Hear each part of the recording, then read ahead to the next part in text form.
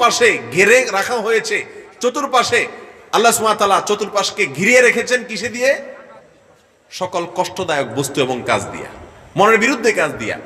দাউদ আলাইহিস সালাম কি কাজ করতেন? হ্যাঁ, কামানের কাজ করতেন। জাকারিয়া আলাইহিস সালাম কি কাজ করতেন? রাজমিস্ত্রি, কাঠুরিয়া ছিলেন।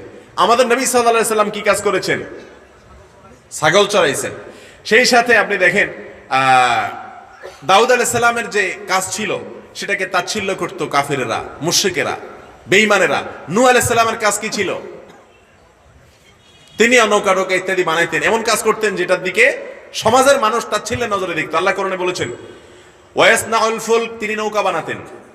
ওয়াকুল্লামা মাররা আলাইহি মালাউম মিন কওমি, তিনি যখন নৌকা বানাইতেন পাশ দিয়ে যখন কাফেররা যাইতো সাখিরু মিনহু, তারা বিদ্রূপ করতো, নৌকা বানায়।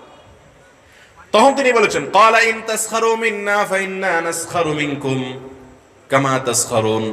তখন তিনি বলতেন যে আজ তোমরা যেরকম বিদ্রূপ করতেছো একসময় আমরাও কি করব? বিদ্রূপ করব, সেদিন আমাদের আসবে কিয়ামতে।